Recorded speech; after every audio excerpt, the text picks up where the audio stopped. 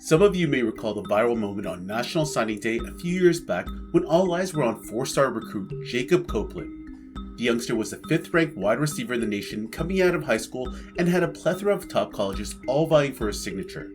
With his mother sitting to his right wearing an Alabama sweater and a Tennessee hat, it's pretty safe to say that Florida was the last option she had in mind for her son.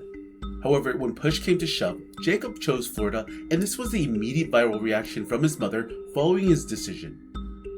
I like now that I'm taking my time for the next 3-4 years.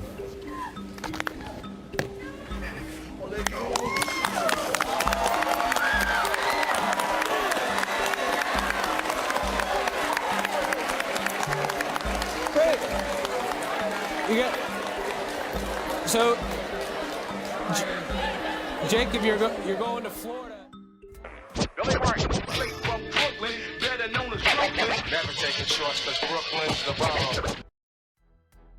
Guys, before we continue on, I gotta take a second and give a shout out to the sponsor of this video, Otis, also known as the stock market for culture, where you can purchase fractional shares of collectible assets with cultural significance that you may not be able to afford otherwise. In other words, if you're dead broke like me and missed out on grabbing a Tom Brady or Michael Jordan rookie card, well, now here's your chance. On the Otis app, users can buy and sell shares 24/7 and it's fairly easy to use. I've signed up and gone on the app myself, and they've got a ton of cool cultural assets for users to choose from.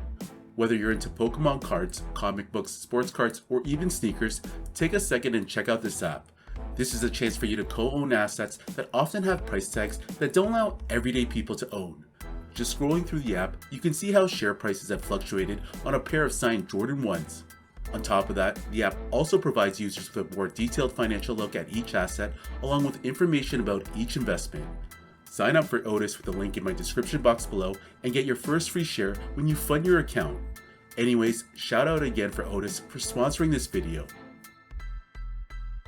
Following this live announcement, social media blew up as many criticized his mother for walking out on her son and sealing his moment. And you could see this was the receiver's initial reaction upon seeing his mother walking away from him. He was barely able to keep it together since this wasn't the normal reaction one would see on signing day. Most recruits are smiling ear to ear, surrounded by their entourage, celebrating their decision. However, with Jacob Copeland, this wasn't the case. This was a young man who had to hold it together on live TV as others began to console him. On top of that, it didn't really help when the ESPN announcer put the youngster on the spot and began peppering him with questions about what just had happened. Who just got up and left there and to your right? Who got up and left? Oh, that was my mom. And why did she walk out and leave? I don't know exactly why she walked out, but yeah, it is. I don't know. Jacob, we saw her wearing the Alabama sweater there. What were those conversations like with her about where you were going to school? Nonetheless, considering all things, Copeland handled the situation rather well. It couldn't have been easy to remain calm while answering questions in front of a huge audience. Just picture yourself in Jacob's shoes. This is probably, up until this point in his life, the most important moment he's ever had to face. And with so many people watching, it had to have hurt having his mom leave his side. And as national TV cameras turned off, you can finally see the youngster break down, barely able to address the audience. However, a little while later, Copeland's mother would console her son as she saw him clearly in pain up there all by himself. But social media wasn't as forgiving as Jacob Copeland even after the youngster tweeted out after the event in an effort to downplay the whole situation. And this eventually became the top trending story that day as anyone and everyone began to chime in with their own 2 cents on the whole situation. So with that being said, what led to Copeland's mom to react this way to her son's decision of getting a free ride into a top football program? The recruitment process for these young high school athletes tends to begin well in advance, and for the University of Alabama, they had their eyes set out on Jacob Copeland for well over a year and likely established a good relationship with the family.